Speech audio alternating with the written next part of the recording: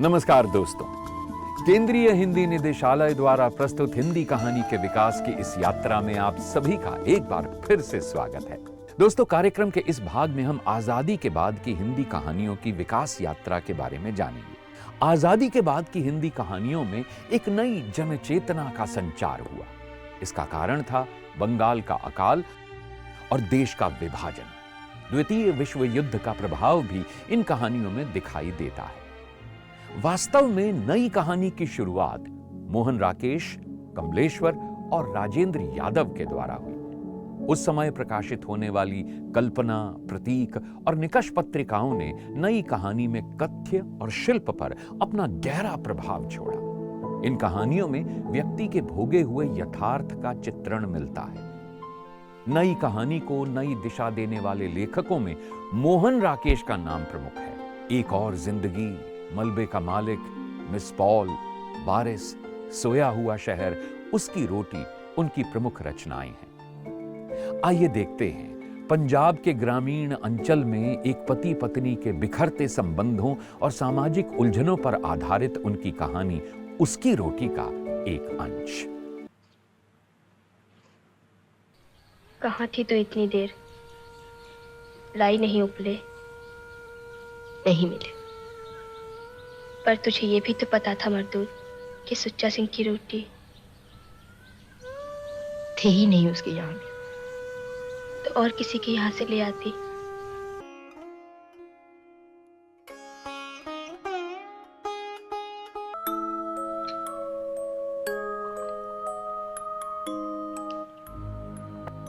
सुच्चा सिंह, रोटी ले ले। हट जा। सुच्चा सिंह, एक मिनट नीचे उतरकर मेरी बात सुन ले। एक खास वजह हो गई थी आज, नहीं बक तो नहीं, हट जा यहाँ से। तू मंगलवार को आएगा तो मैं तुझे सारी बात बताऊंगी।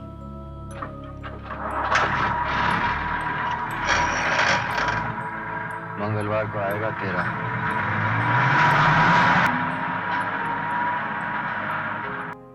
मित्रों, कमलेश्वर की कहानियां खोई हुई दिशाएं, दिल्ली में एक मौत, मांस का दरिया, राजा निर्बंसिया, मनुष्य के जीवन की विभिन्न परिस्थितियों को दर्शाने वाली कहानियां हैं। कस्बाई जीवन पर आधारित राजा निर्बंसिया कहानी में एक लोक कथा और पति पत्नी की कहानियां एक साथ चलती हैं। जगपति गरीब है, बीमार है, पिता न बन पाने के कारण पत्नी को बुरा भला कहता रहता है।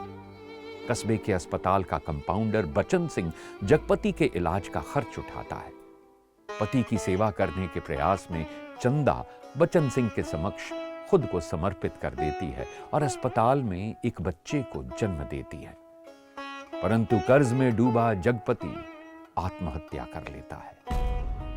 आत्महत्या करने से पहले चंदा को माफ करते हुए वो बता जाता है कि कर्ज के जहर ने उसे मारा है और उसका अंतिम संस्कार उस बच्चे से ही कराया जाए।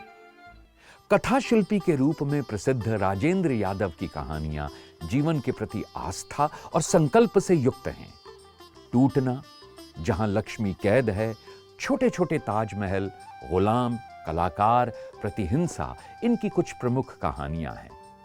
जहां लक्ष्मी कैद है, सामाजिक यथार्थ का बोध कराने वाली कहानी में एक पिता अपनी बेटी लक्ष्मी की नौकरी के बलबूते जी रहा है। इस लालच में वो उसकी शादी के बारे में कुछ नहीं करता। लक्ष्मी अपनी इस कैद से छूटना चाहती है। वो मनोरोगी बन जाती है, उसे मिर्गी के दौरे आने लगते हैं। कहानी में गोविंद नामक नायक के आने पर मानवीय मूल्यों को बचाने का प्रयास होता है। वे मानवीय मूल्य जिनके न रहने से संस्कृति का भी पतन हो जाता है। नई कहानी के दौर में निर्मल वर्मा की कहानी परिंदे पाठकों पर गहरा प्रभाव छोड़ती है। प्रख्यात हिंदी विद्वान और आलोचक डॉक्टर नामवर सिंह ने परिंदे को नई कहानी आंदोलन की पहली रचना माना है। डॉक्टर नामवर सिंह के अनुसार अभी तक जो कहानी सिर्फ कथा कहती थी या कोई चरित्र पेश करती थी अथवा एक विचार को झटका देती थी, वहीं निर्मल के हाथों जीवन के प्रति एक नया भाव बोध जगाती है। साथ ही ऐसे दुर्लभ अनुभूति चित्र प्रदान करती है जिन्हें कम से कम हिंदी के पाठक कहानी के माध्यम से प्राप्त करने के अभ्यस्त नहीं थे। इस कहानी में होता यूं है कि एक पहाड़ी स्कूल की वार्डन लतिका कुमाऊं के कॉन्वेंट स्कूल में एक शिक्षिका भी है। मिस लतिका कुमाऊं रेजिमेंट के कैप्टन गिरीश नेगी से प्रेम करती है। एक बार कैप्टन नेगी को युद्ध के कारण कश्मीर जाना पड़ा। वहां उनकी मृत्यु हो जाती है, लेकिन मिस लतिका उन्हें भूल नहीं पाती। एक बार उसी स्कूल के एक और शिक्षक मिस्टर ह्यूवर्ट मिस लतिका को एक प्रेम पत्र लिखते हैं। मिस लतिका के दिल में उस पत्र को पढ़कर क्रोध की जगह ममता उमड़ती है। वो अपने अतीत को भूलना तो चाहती है, लेकिन उसे यह भय भी सताता है कि जैसे कोई उसके निजी दुख और दर्द को उससे छीनने जा रहा है, कुछ ऐसा जो सदा सदा के लिए उससे खो जाएगा।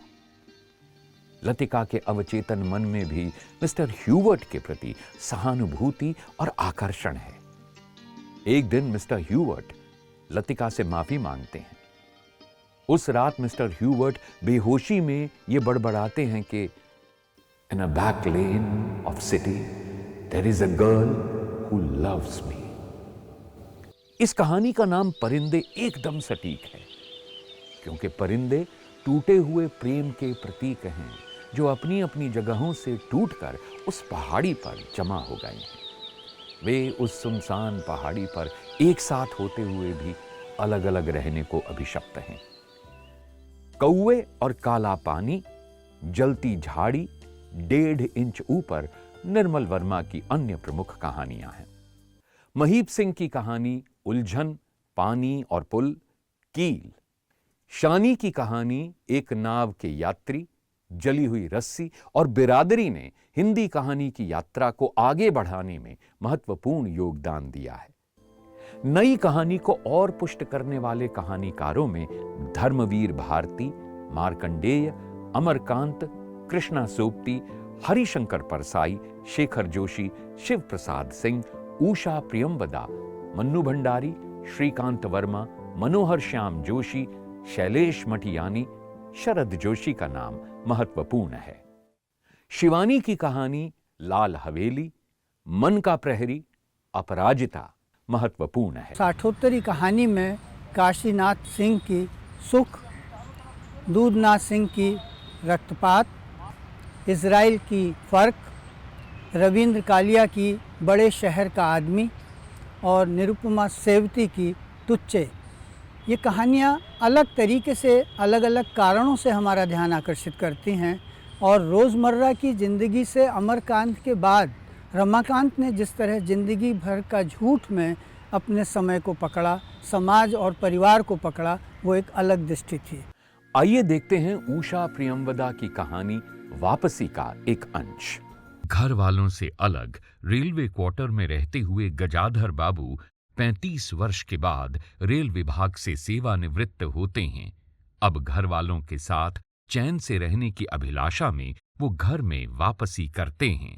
बहू, तुमने तो 15 दिन का राशन 5 दिन में ही खत्म कर दिया। मैं ऐसे ही बनाती हूँ। अगर खर्च ज्यादा लग रहा है तो किसी और से बनवा लीजिए।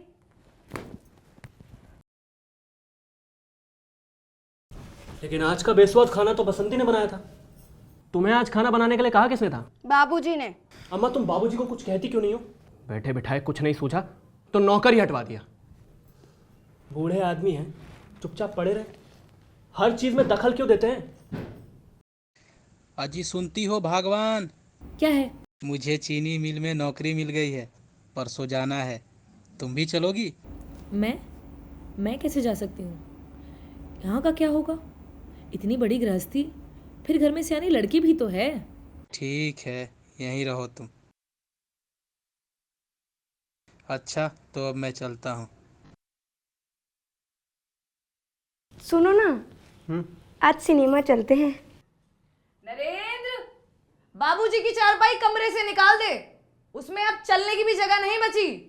धर्मवीर भारती की कहानियां गुल की बन्नो, मुर्दों का गांव, कफन चोर, गोविंद मिश्र की कहानी फांस, मुझे बाहर निकालो, पगला बाबा, खुद के खिलाफ, रामदरश मिश्र की कहानी सड़क, खंडहर की आवाज, सीमा और मार्कंडेय की कहानियों में ग्रामीण जीवन का जीता जागता चित्र दिखाई देता है।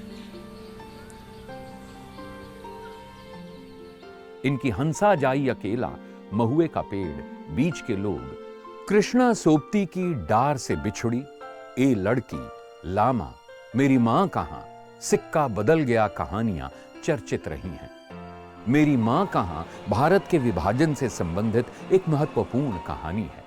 हरिशंकर परसाई की सदाचार का तावीज, वैष्णव की फिसलन, भोलाराम का जीव महत्वपूर्ण कहानियां हैं। भोलाराम का जीव कहाँ है? सर, सारा रिकॉर्ड बिल्कुल ठीक है, मैंने चेक कर लिया है। 5 दिन हो गए भोलाराम को मरे हुए, लेकिन उसकी आत्मा अभी तक यमलोक में नहीं पहुंची। नारायण नारायण, कहिए धर्मराज, कैसी चिंता में बैठे? अब क्या बताएं नारद जी, ये हमारा डिपार्टमेंट। भोलाराम नाम के आदमी की मृत्यु 5 दिन पहले हुई। उसके जीव को ये दूत यहां ला रहा था। उसका जीव इसे रास्ते में चकमा देकर कहीं भाग गया। मुझे उसका नाम पता तो बताइए, मैं पृथ्वी जाकर मालूम करता। भोलाराम का घर यही है? जी हाँ। आप? मैं नारद हूँ, स्वर्गलोक से भोलाराम की आत्मा को तलाश करने के लिए आया। जय हो। भोलाराम को कोई बीमारी थी क्या? गरीबी ही उनकी बीमारी थी, ये कह लें। सरकारी नौकर थे, 5 साल पहले रिटायर हुए थे, लेकिन अब तक उनकी पेंशन नहीं हुई थी। दिन रात अर्जियां लिखते, दफ्तरों के चक्कर लगाते, लेकिन कुछ नहीं। अच्छा, मैं समझ गया। तो फिर मैं उनके दफ्तर की ओर ही प्रस्थान करता हूँ। मैं भोलाराम की पेंशन के सिलसिले में आया।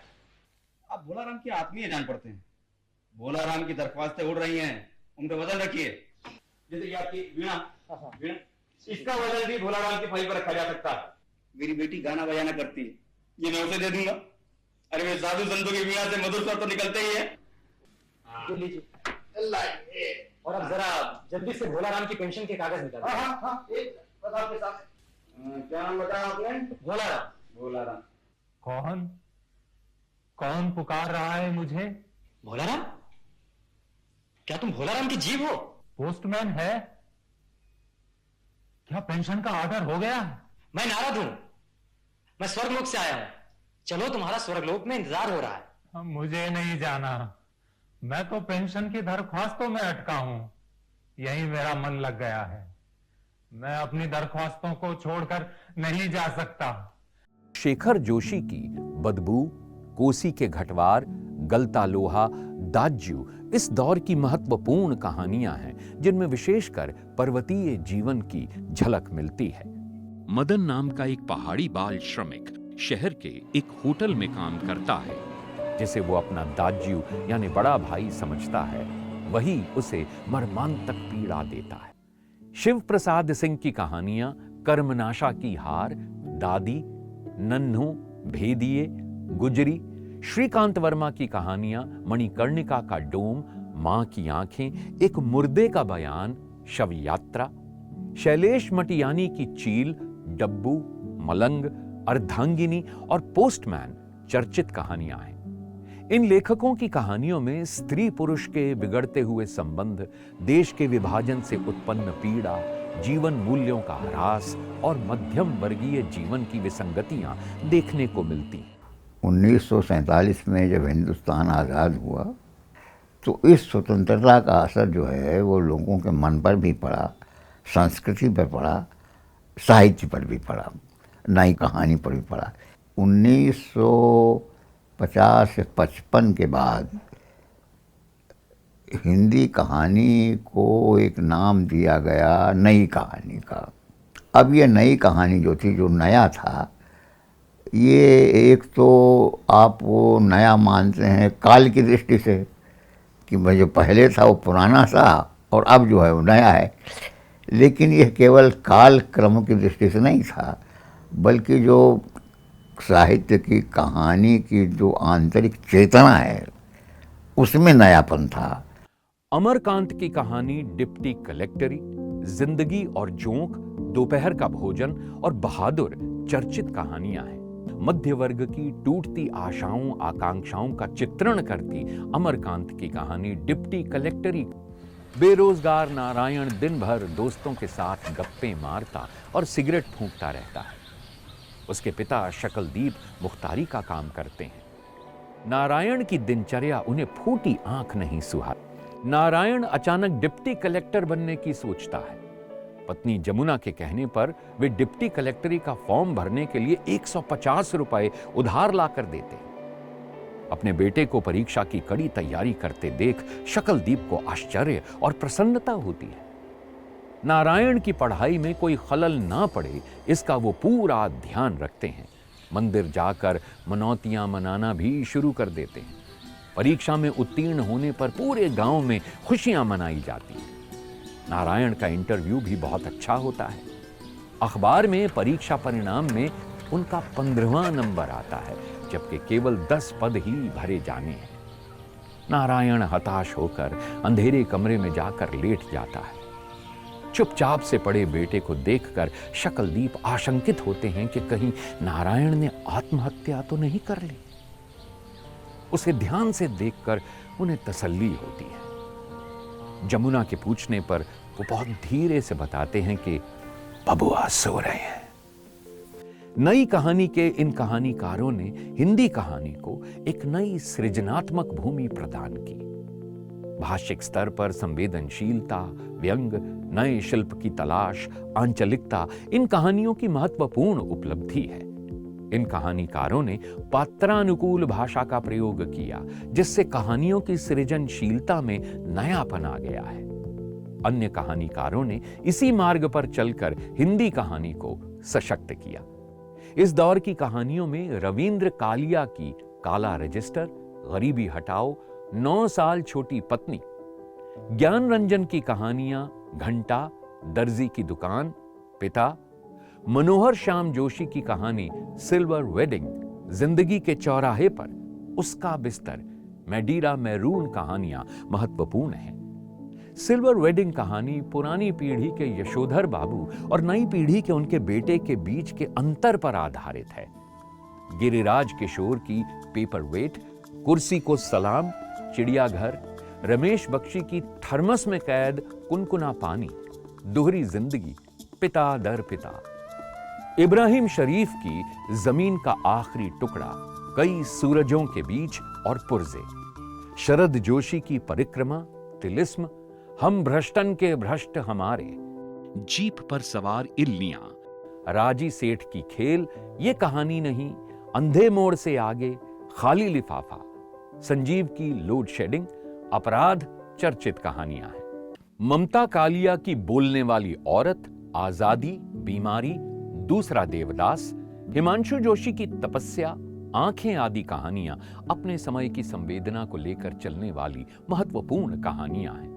काशीनाथ सिंह की कहानी आखिरी रात, सुख, अपना रास्ता लो बाबा महत्वपूर्ण कहानियां हैं। प्रस्तुत है ग्रामीण और शहरी जीवन की टकराहट को मार्मिक ढंग से व्यक्त करती कहानी अपना रास्ता लो बाबा। देवनाथ शहर में रहते हैं। सिगरेट खरीदते समय उन्हें एक जानी पहचानी आवाज सुनाई देती है, जो बेचू बाबा की थी। बाबा उसी की गली का नाम किसी से पूछ रहे थे। उनसे बचते हुए देवनाथ एक सकरे रास्ते से अपने घर पहुंचते हैं और अपनी पत्नी आशा को दरवाजा न खोलने तथा जंगले से ही उनके घर पर न होने की बात बताकर आगंतुक को टालने की हिदायत देते हैं। पर आशा दरवाजा खोल देती है और गमई बेचू बाबा लाठी टेकते, कांख में कंबल दबाए और सिर पर गगरी उठाए घर में आ जाते हैं। उनकी हालत देखकर पत्नी पूछती है, ये देहाती पुच कौन है जी?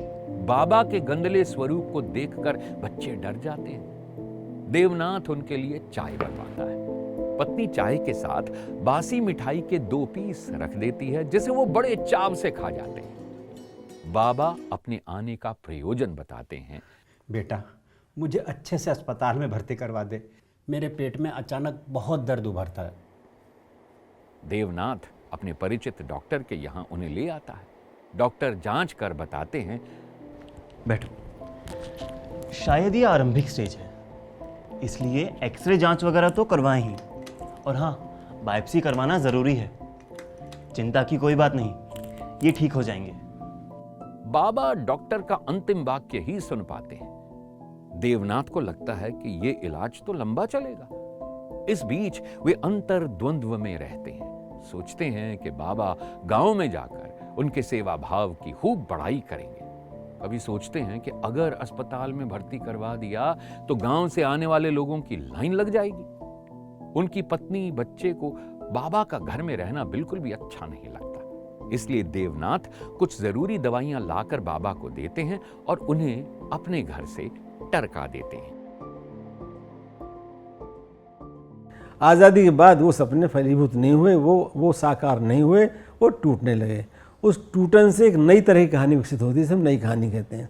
इसलिए नई कहानी में संतरास है, घुटन है, उसमें तनाव है, सामाजिक संबंधों में विघटन है, पारिवारिक विघटन है, एक दूसरे के प्रति दुराग्रह है, ये उन कहानियों में मिलता है। आप देखिए चीफ की दावत ऐसी कहानी है, वापसी ऐसी कहानी है, या उससे पहले हम जाएँ तो खोई हुई दिशाएँ हैं कमलेश्वर की, परिंदे है, निर्मल वर्मा की कहानी जिसको नामवर सिंह ने हिंदी की पहली नई कहानी माना है और यहीं से शुरुआत मानते हैं वो।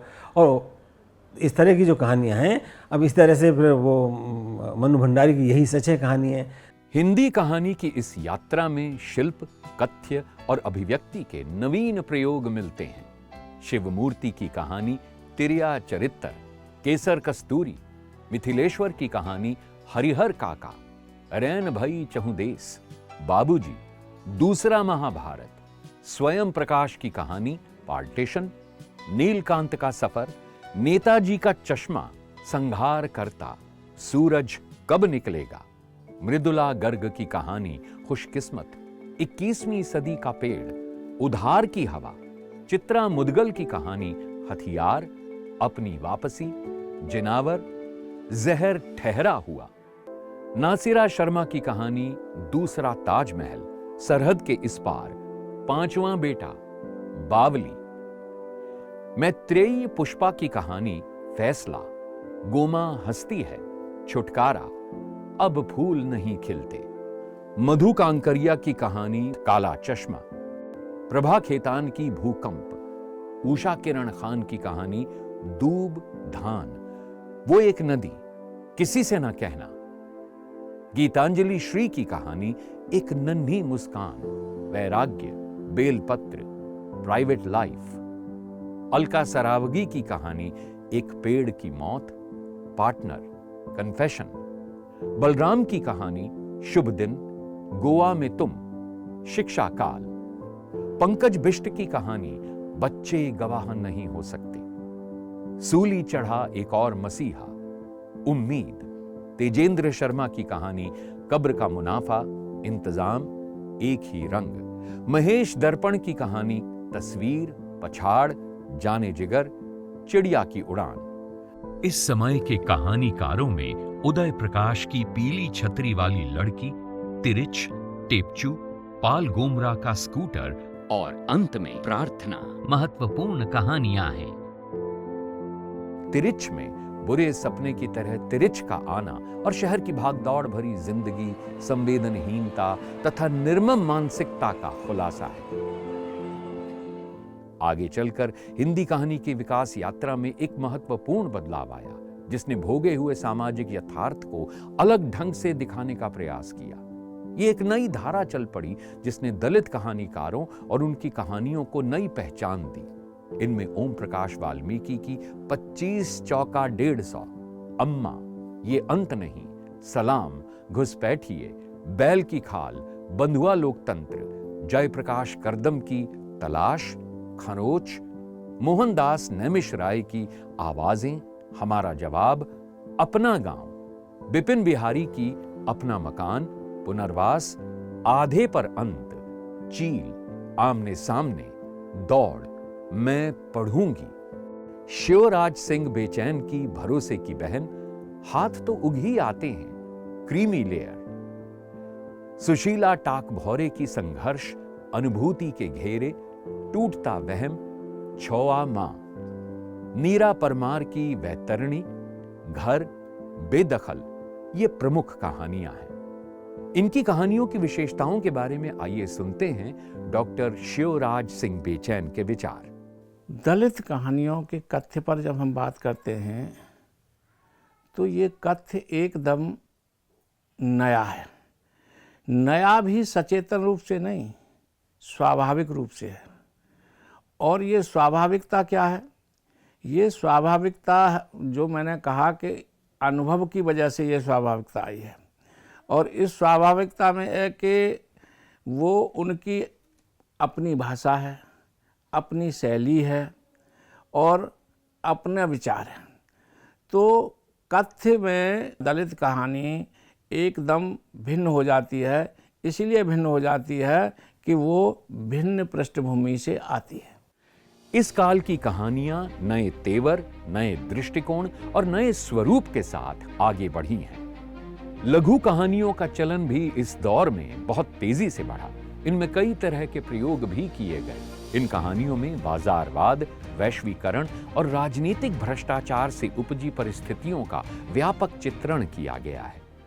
लघु कथाओं में बलराम, सुभाष नीरव, महेश दर्पण, बलराम अग्रवाल और रमेश बत्रा जैसे कहानीकार प्रमुख हैं।